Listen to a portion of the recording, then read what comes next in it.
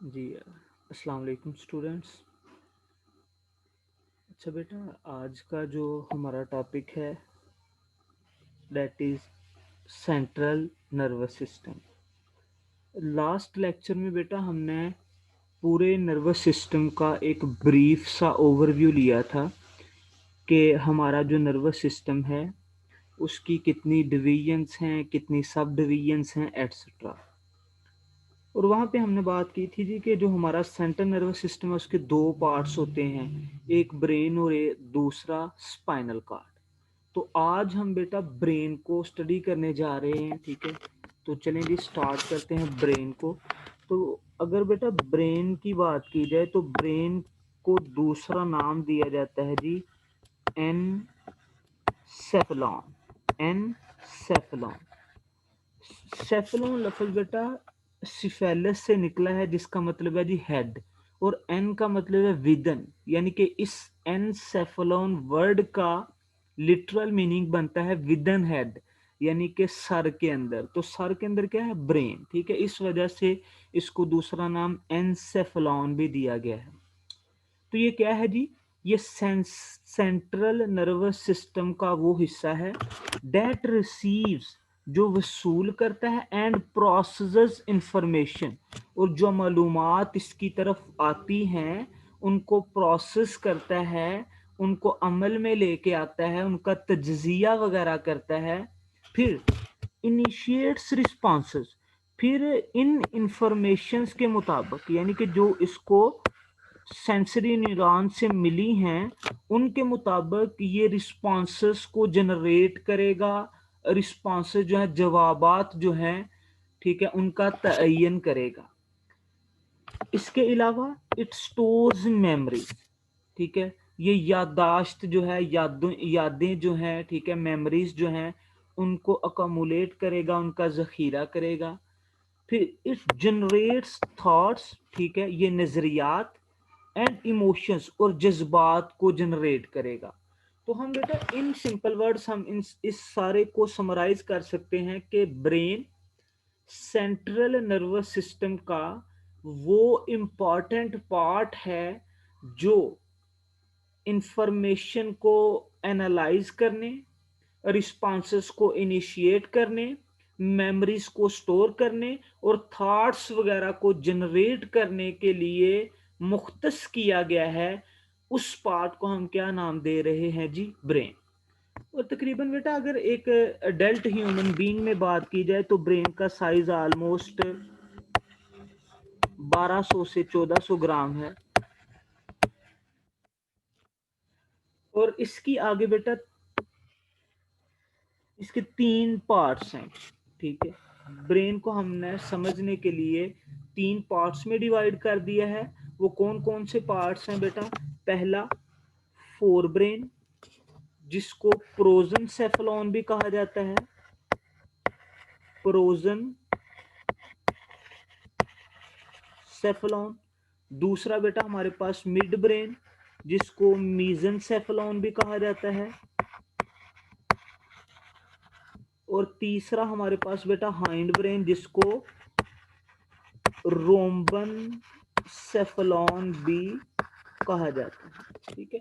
ये हमारे ब्रेन के जी तीन मेन हिस्से हैं: fore brain, mid brain and hind brain. Fore brain को प्रोजन सेफलॉन का नाम भी दिया जाता है, मिड ब्रेन को मीजन सेफलॉन का, और हाइंड ब्रेन को रोम्बन सेफलॉन का नाम भी दिया जाता है।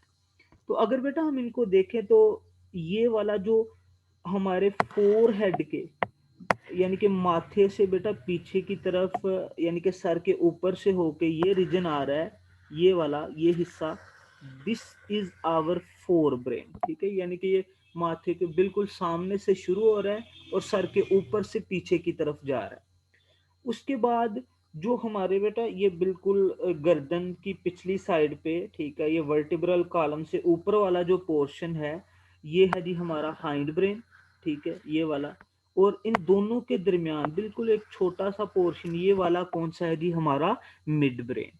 तो इन पार्ट्स को हमने अभी वन बाय वन डिटेल से पढ़ना है कि फोर ब्रेन के आगे कितने सब पार्ट्स हैं, फिर फोर ब्रेन कौन कौन से फंक्शंस जो हैं उनको परफॉर्म करता है, मिड ब्रेन के क्या काम है, हाइंड ब्रेन के कौन से काम है, एटसेट्रा। तो वन बाय वन बेटा इन सबको अब हम डिटेल से पढ़ेंगे। तो फर्स्ट ऑफ ऑल हमारे पास जी फोर ब्रेन या प्रोजेंसेफेलॉन है। तो कहता है जी हमारा जो फोर ब्रेन या प्रोजेंसेफेलॉन है इसके तीन सब पार्ट्स हैं। कौन कौन से? एक थैलामस, दूसरा लिम्बिक सिस्टम, और तीसरा है बेटा हमारे पास सेरिब्रम। ठीक है, ये हमारे फोर ब्रेन या प्रोजेंसेफेलॉन के तीन मेन पार्ट्स हैं, थैलामस, लिम्बिक सिस्टम और सेरिब्रम। नाइन्थ टेंथ में बेटा आपने पढ़ा होगा कि इसके तीन पार्ट्स होते हैं जी, हाइपोथैलामस, थैलामस और सेरिब्रम। तो यहाँ पे जो हाइपोथैलामस है ना उसको लिम्बिक सिस्टम में ही इंक्लूड कर लिया गया है। ठीक है, तो लिम्बिक सिस्टम का एक हिस्सा है हाइपोथैलेमस। तो चलें जी देखते हैं इन सब को वन बाय वन। तो थैलेमस की बेटा अगर बात की जाए तो दिस इज थैलेमस। ये वाला जो ब्रेन का पोर्शन है ना बेटा, ये वाला, इसको हम क्या कहते हैं जी? This is thalamus. ये क्या करता है, इसका काम क्या है? ये it carries sensory information. Sensory information क्या है? रिसेप्टर्स की तरफ से आने वाली मालूमात जो के स्टिमुलस से रिलेटेड है। सेंसरी इंफॉर्मेशन बेटा क्या है? रिसेप्टर्स से आने वाली स्टिमुलस के, स्टिमुलाई के रिलेटेड जो इंफॉर्मेशन है उसको हम सेंसरी इंफॉर्मेशन कहते हैं। तो ये क्या करते हैं कि रिसेप्टर से आने वाली जो इंफॉर्मेशन है उसको कैरी करते हैं कहाँ पे? लिम्बिक सिस्टम की तरफ, यानी कि फोर ब्रेन के दूसरे हिस्से की तरफ, और सेरिब्रम की तरफ, यानी कि फोर ब्रेन के तीसरे हिस्से की तरफ। यानी कि जस्ट बेटा ये क्या कर रहे हैं कि सेंसरी इंफॉर्मेशन को सेरिब्रम और लिम्बिक सिस्टम की तरफ अपने अंदर से गुजार के भेज रहे हैं। और ये कौन सी सेंसरी इंफॉर्मेशन होती है बेटा? ये हमारे ऑडिटरी पाथवेज, यानी कि हमारे कानों वगैरह से इंफॉर्मेशन आ रही है। विजुअल पाथवेज, यानी कि हमारी आंखों से इंफॉर्मेशन आ रही है। फिर फ्रॉम स्किन, हमारी जिल्द से, and from with in the body, और जिस्म के अंदर जो डिफरेंट पार्ट्स हैं उनसे आने वाली इंफॉर्मेशन जो है दैट इज सेंसरी इंफॉर्मेशन, उसको ये सेरिब्रम और लिम्बिक सिस्टम की तरफ भेज रहा है। यानी कि इसका बेटा ऐसा कोई इतना खास काम नहीं, ये सिर्फ क्या कर रहा है जी कि सेंसरी इंफॉर्मेशंस जो हमारी आंखों से, हमारे कानों से, हमारी जिल्द से, हमारी बॉडी के अंदर से आ रही है, ये उसको सेरिब्रम की तरफ और लिम्बिक सिस्टम की तरफ प्रोसेसिंग के लिए भेज रहा है। उसके बाद बेटा अगर लिम्बिक सिस्टम की बात की जाए तो लिम्बिक सिस्टम को हम इमोशनल ब्रेन भी कहते हैं। It is also known as emotional brain. इसको इमोशनल ब्रेन बेटा हमने क्यों कहा है, ये जैसे जैसे हम इसकी डिटेल पढ़ते जाएंगे तो आप लोगों को क्लियर हो जाएगा कि why we have called it as emotional brain. तो चलें पहले इसके स्ट्रक्चर को समझ लेते हैं और इसके आगे जो लिम्बिक सिस्टम की हमने डिवीजन्स, सब डिवीजन्स बनाई हैं उनको देखते हैं। तो कहते हैं it is just an arc, ये एक कोस है। जिस तरह बेटा हम ज्योमेट्री में कहीं कभी कोस लगाते थे ना, आर्क्स बनाते थे, ठीक है, प्रकार के साथ। तो ये कहते हैं कि ये एक आर्क है। ये देखें, दिस इज एन आर्क, ये आर्क है, ये वाली। कहाँ पे? बिटवीन द थैलामस, थैलामस के दरमियान, एंड बिटवीन द सेरिब्रम, और सेरिब्रम के दरमियान, यानी कि इन दोनों के दरमियान। ये देखिए ना, ये बेटा क्या है? ये सेरिब्रम, ये थैलामस, और ये क्या है? This is arc. यानी कि ये एक कोस नुमा स्ट्रक्चर है सेरिब्रम और थैलामस के दरमियान। And it is concerned with most basic and primitive emotions, drives and behavior। और इसका तल्लक बेटा किसके साथ है कि हमारे बहुत ही बुनियादी जो जज्बात होते हैं, जो ख्यालात होते हैं, और जो रवैया होता है उससे रिलेटेड है ये। बस वो कौन से हैं कि हमारा जो फियर, यानी कि खौफ के साथ लिम्बिक सिस्टम का तल्लक है, यानी कि इसके किसी हिस्से ने खौफ की फीलिंग बॉडी में एक्सप्रेस करवानी है, फिर रेज गुस्सा, ट्रैंक्विलिटी सुकून, ठीक है, आरामो सुकून, हंगर भूख, थर्स्ट प्यास, प्लियर खुशी, सेक्सुअल रिस्पांस वगैरह। तो ये सारे इन सब का तल्लक बेटा किसके साथ है? लिम्बिक सिस्टम के साथ। यानी कि लिम्बिक सिस्टम फियर को जनरेट करेगा, यही गुस्से को जनरेट करेगा, यही आरामोस्कून की फीलिंग्स को जनरेट करेगा, ये भूख प्यास खुशी और सेक्सुअल रिस्पांस वगैरह को जनरेट करेगा।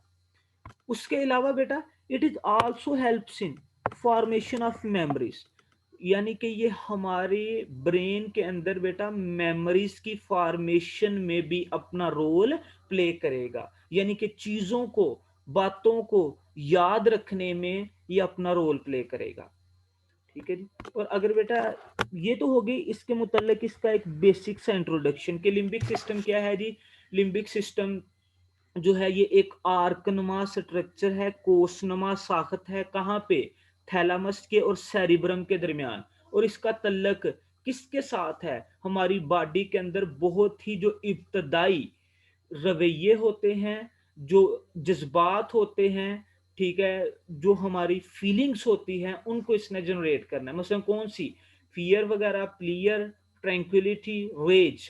तो इसी वजह से तो बेटा इसे इमोशनल ब्रेन कह रहे हैं कि यानी कि इसका हमारे बहुत ही जो बेसिक इमोशंस हैं उनको जनरेट करने के साथ तल्लक है। तो इस वजह से हमने इसको इमोशनल ब्रेन का नाम भी दिया है।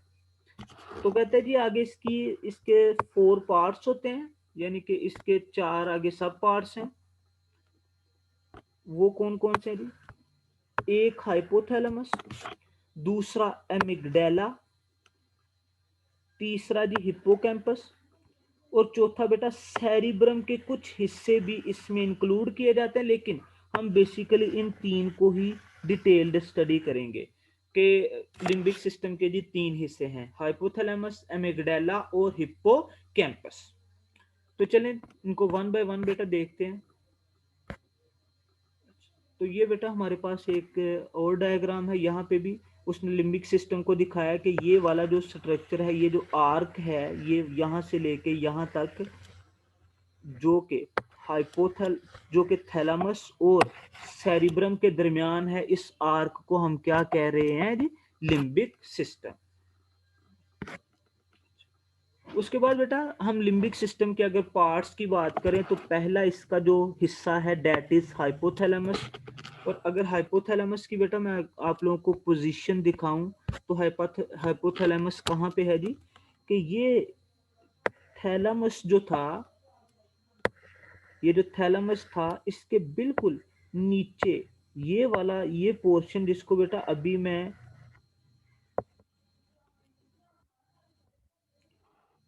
हाईलाइट कर रहा हूँ, ये वाला पोर्शन, ये पोर्शन हमारे पास क्या है जी? हाइपोथैलेमस। तो हाइपो का मतलब होता है बिलो। तो थैलामस के बिल्कुल नीचे होने की वजह से, यानी कि ये थैलामस था तो इसके बिल्कुल बिलो, इसके नीचे होने की वजह से इसको क्या नाम दिया गया है जी? हाइपोथैलेमस का। तो ये इसकी पोजीशन होगी। अभी आते हैं इसके फंक्शंस की तरफ। तो कहता है कि हाइपोथैलेमस जो है it is a very important part of fore brain. कैसे? हाइपोथैलेमस बेटा ब्रेन का पार्ट होने के साथ साथ हमारा एक एंडोक्राइन ग्लैंड भी है। It is also an endocrine gland of human body. यानी कि ये मुख्तलिफ हार्मोन्स भी प्रोड्यूस करता है। कौन कौन से? फॉर एग्जांपल बेटा ये ऑक्सीटोसिन हार्मोन प्रोड्यूस करता है, फिर ये वेजोप्रेसिन या जिस हार्मोन को हमने एडीएच का नाम दिया था चैप्टर 15 में, आपने कंसंट्रेशन ऑफ यूरिन, वहां पे इस हार्मोन का नाम पड़ा था एंटी डायरेटिक हार्मोन, वो हो गया। फिर उसके बाद गोनेडोट्रोपिन रिलीजिंग हार्मोन हो गए, गोनेडोट्रोपिन रिलीजिंग हार्मोन, फिर थायरोट्रोपिन रिलीजिंग हार्मोन, एक्सेट्रा। तो ये सारे हार्मोन्स बेटा कौन प्रोड्यूस कर रहा है? हाइपोथैलेमस। यानी कि ये फोर ब्रेन का एक हिस्सा यानी कि एक नर्वस टिश्यू होने के साथ साथ ये एक एंडोक्राइन ग्लैंड के तौर पर भी काम कर रहा है, यानी कि एंडोक्राइन हार्मोन्स जैसा कि oxytocin, vasopressin, gonadotropin releasing hormone, thyrotropin releasing hormone, growth hormone releasing hormone etcetera, ये उनको रिलीज कर रहा है। ये जाके बेटा हम डिटेल में पढ़ेंगे जब हम एंडोक्राइनोलॉजी को स्टार्ट करेंगे, तो वहाँ पे हम इसके हार्मोन्स, फिर इसके हार्मोन्स के कामों को डिटेल में पढ़ेंगे कि इसके हार्मोन्स जाके आगे पिट्यूटरी ग्लैंड को कंट्रोल करते हैं एटसेट्रा। उसके बाद इसका बेटा जो कोऑर्डिनेशन के साथ तल्लक है या जो कंट्रोलिंग के साथ तल्लक है वो क्या है जी, कि ये हमारी बॉडी का टेम्परेचर कंट्रोल करता है। हमने बेटा जब थर्मो रेगुलेशन वाला टॉपिक पढ़ा था तो वहाँ पे भी हमने बात की थी कि हमारी बॉडी के अंदर जो हमारा थर्मोस्टेट है वो कहाँ पे मौजूद है जी, हाइपोथैलेमस के अंदर। यानी कि हाइपोथैलेमस के का कुछ हिस्सा हमारी बॉडी के टेम्परेचर को उसकी नॉर्मल रेंज यानी कि 36 टू 38 डिग्री सेंटीग्रेड में रखने के लिए अपना रोल प्ले करेगा। उसके बाद हाइपोथैलेमस बेटा जनरेट हंगर, यानी कि भूख की जो फीलिंग हमें होती है वो किसकी वजह से हो रही है, हाइपोथैलेमस की वजह से। फिर फीमेल्स की बॉडी में बेटा जो मेंस्ट्रुअल साइकिल, ठीक है, चलता है, तो उसको भी कौन कंट्रोल कर रहा है, हाइपोथैलेमस। कैसे, व्या प्रोडक्शन ऑफ इट्स हार्मोन्स, ठीक है, अपने हार्मोन्स की प्रोडक्शन की वजह से ये पिट्यूटरी ग्लैंड की तरफ मैसेज भेजेगा, फिर पिट्यूटरी ग्लैंड कुछ हार्मोन्स सिक्रीट करेगा और वो जाके फीमेल का जो यूट्रस वगैरह है उसके अंदर कुछ चेंजेस लाएंगे, एंडोमेट्रियम के अंदर चेंजेस लाएंगे, और वो जो माहवार साइकिल चलेगा उसको कौन कंट्रोल करेगा जी, हाइपोथैलेमस। उसके बाद बॉडी के अंदर वाटर बैलेंस जो है यानी कि ओस्मो रेगुलेशन में इसका रोल है।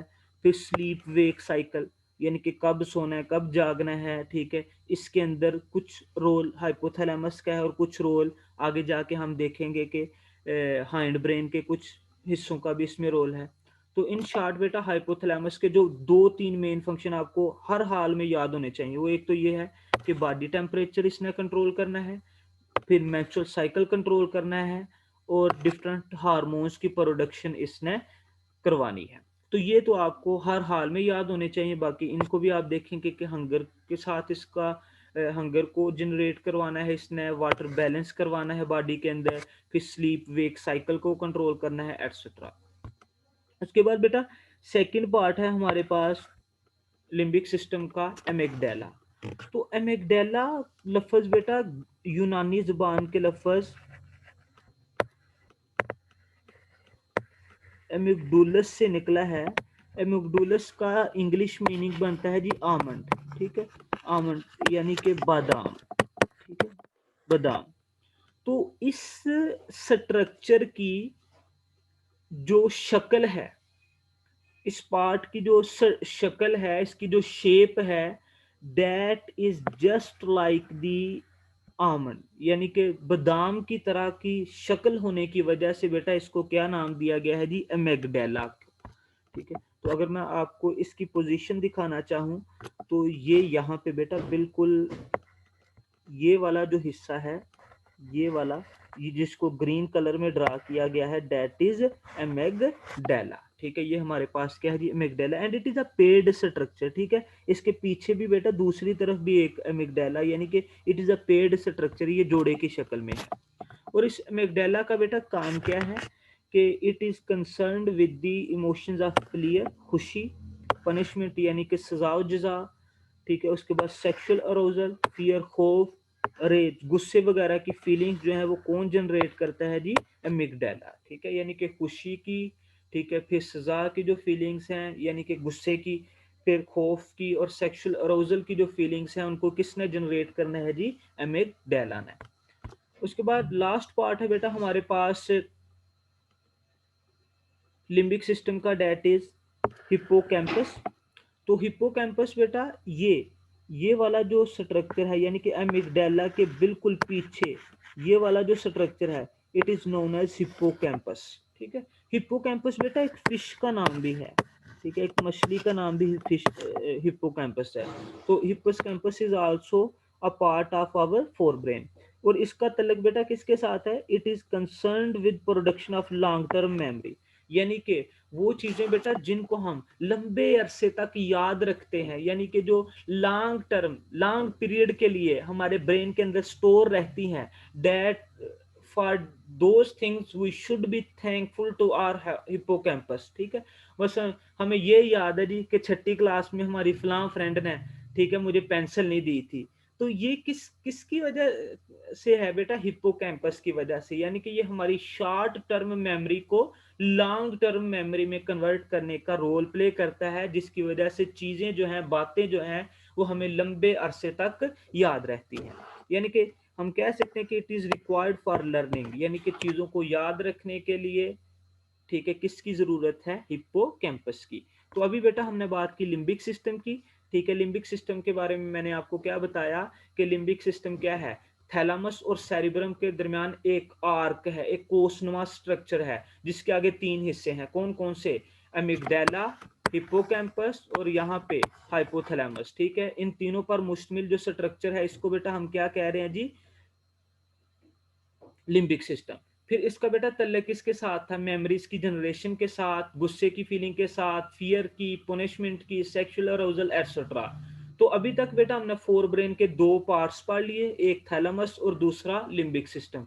अभी थर्ड पार्ट की तरफ चलते हैं, दैट इज सेरिब्रम। तो सेरिब्रम की बेटा बात की जाए तो ये फोर ब्रेन का भी और पूरे ब्रेन का भी लार्जेस्ट पार्ट है, यानी कि it is the largest part of brain, यानी कि ब्रेन का तकरीबन 50% से ज्यादा हिस्सा जो है वो किस पर मुश्तमिल है जी, सेरिब्रम के ऊपर। ठीक है, तो इस सेरिब्रम के बेटा आगे दो हाफ्स हैं, यानी कि ये दो निस्फ हिस्सों में तकसीम हुआ पड़ा है, जिनको हम क्या कहते हैं जी, हेमिस्फीयर। हेमिस्फीयर बेटा वर्ड यूज किया जाता है हाफ सर्कल के लिए, मतलब मेरे पास ये एक सर्कल है, अगर मैं इसको इस तरह से डिवाइड कर दूं तो ये क्या है, it is a hemi. Hemi का मतलब होता है हाफ, स्फीयर दायरा। ठीक है, तो सेरिब्रम जो है इसके भी बेटा दो निसफ हिस्से हैं, जिनको हम क्या कहते हैं जी, सेरिब्रल हेमिस्फीयर्स। और इन सेरिब्रल, ये एक सेरिब्रल हेमिस्फीयर बेटा मेरे पास, और ये दूसरा सेरिब्रल हेमिस्फीयर, और इन दोनों को आपस में जोड़ने के लिए एक्सोन्स जो हैं उनका बेटा एक बैंड, उनकी एक पट्टी होती है, जिसे हम क्या कहते हैं जी, कॉर्पस क्लोजम। क्या कहते हैं जी, corpus क्लोजम।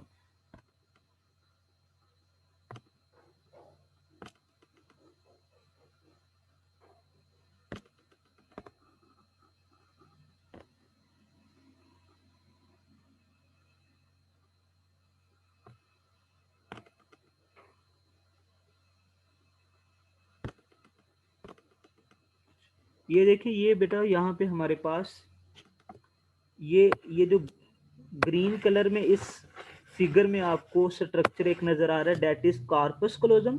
And what is it actually, it is actually a band of axons. ये बेटा क्या है, ये एक्सोन्स की बनी हुई एक बैंड है, एक पट्टी है, जो क्या कर रही है, ठीक है, जो ये राइट और लेफ्ट सेरिब्रल हेमिस्फीयर्स को आपस में एक दूसरे के साथ कनेक्ट कर रही है, एक दूसरे के साथ जोड़ रही है। ठीक है,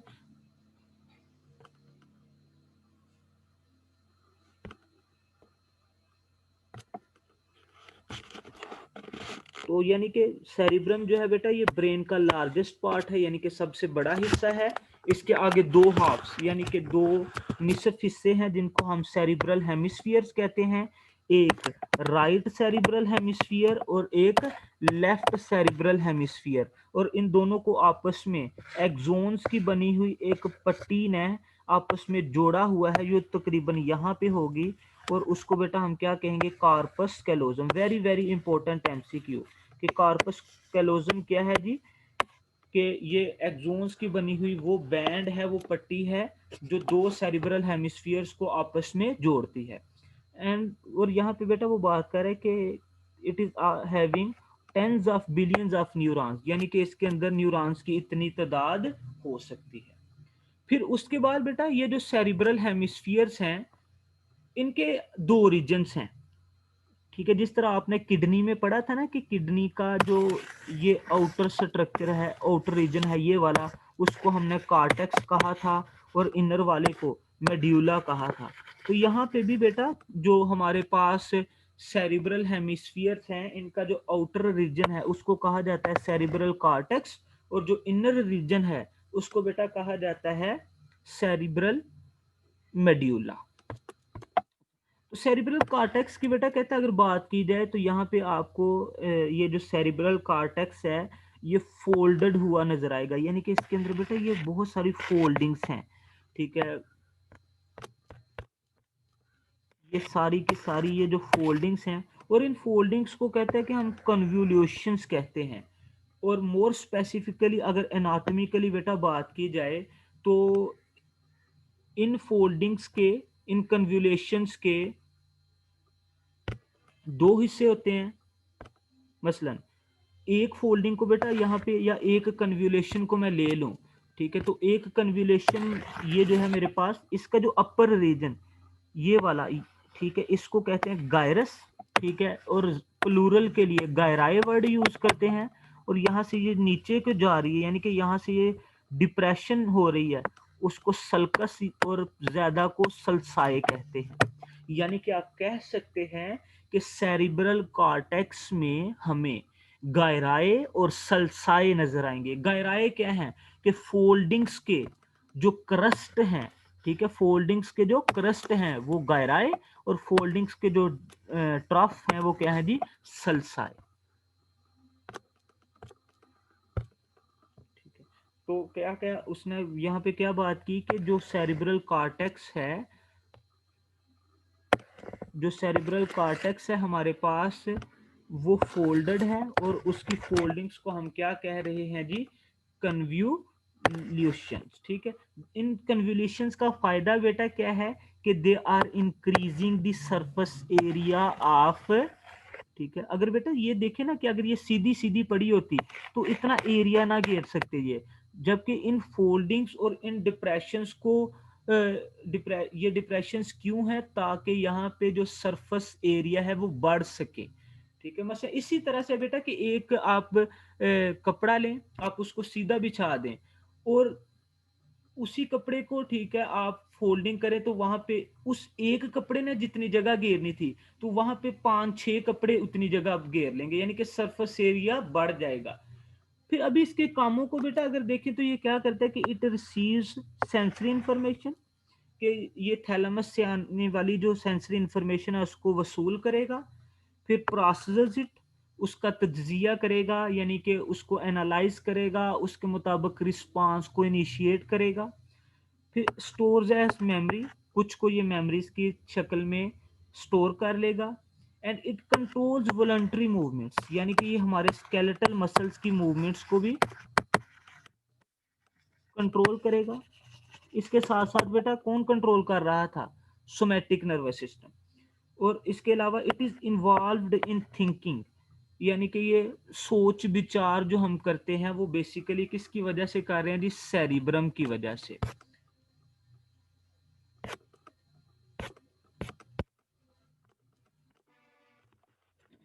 और ये सेंसरी इंफॉर्मेशन बेटा जो इसकी तरफ आ रही है, ये कहाँ से आ रही है, आईज वगैरह की तरफ से, ईयर्स वगैरह की तरफ से, यानी कि इन शॉर्ट रिसेप्टर्स से इंफॉर्मेशन सेंसरी न्यूरॉन लेके आए थैलेमस की तरफ। थैलेमस ने वो इंफॉर्मेशन अभी सेरिब्रम की तरफ भेजी है, और सेरिब्रम उस इंफॉर्मेशन को इंटरप्रेट कर रहा है, उस इंफॉर्मेशन को एनालाइज कर रहा है। ठीक है, और एनालाइज करने के बाद बेटा ये उन इंफॉर्मेशंस को, यानी कि ये जो सेंसरी इंफॉर्मेशंस हैं उनको सब्जेक्टिव इंप्रेशंस में कन्वर्ट करेगा। मसलन आईज की तरफ से बेटा जो सेंसरी इंफॉर्मेशन आई है ये उसको लाइट में, ईयर्स की तरफ से जो सेंसरी इंफॉर्मेशन आई है उसको ये साउंड में कन्वर्ट कर देगा, और फिर हमें आवाज सुनाई देगी या हमें लाइट जो है वो नजर आएगी।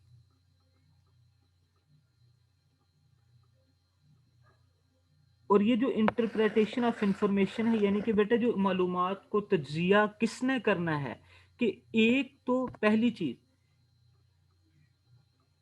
यहाँ पे बेटा अगर हम बात करें ना,